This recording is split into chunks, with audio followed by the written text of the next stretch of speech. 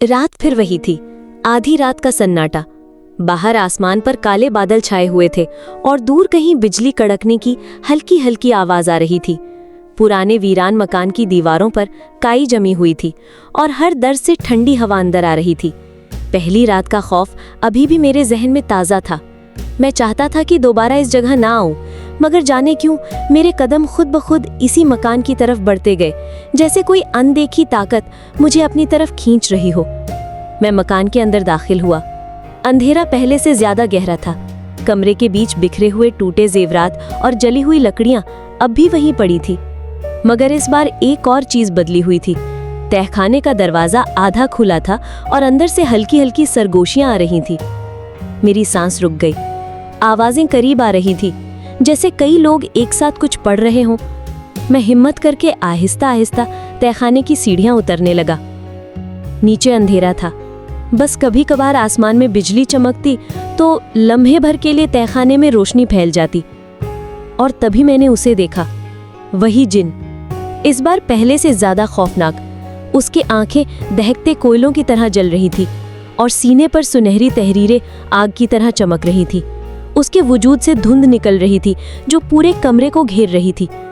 अचानक उसने हाथ में एक पुराना तावीज उठाया। उस तावीज पर भी वही सुनहरी निशान कुंदा थे। जैसे ही उसने वो तावीज बुलंद किया, पूरा कमरा लरजने लगा। दीवारों पर लटकी जंजीरें खुद ब खुद हिलने लगी और फर्श पर बिखरे जेवरात उछलने लगे। मैंने पीछे हटने की कोशिश की, मगर धुंध ने मेरे कदमों को जकड़ लिया था।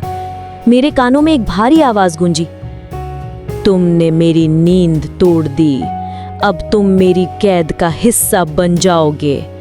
मेरे जिस्म में कपकपी दौड़ गई। मैंने जोर लगाकर कदम पीछे खींचने की कोशिश की, मगर धुंध ने जैसे मुझे जकड़ लिया था। मेरे सामने वो जिन आहिस्ता आहिस्ता आगे बढ़ रहा था। अचानक बिजली की जोरदार कड़क हुई और लम्हे भर के लिए उसका चेहरा साफ दिखाई दिया। वो चेहरा आधा इंसान जैसा और आधा साये जैसा था, जैसे धुआं और हड्डियों का मिलाप हो। मैंने चीखने की कोशिश की, मगर आवाज हलक में अटक गई।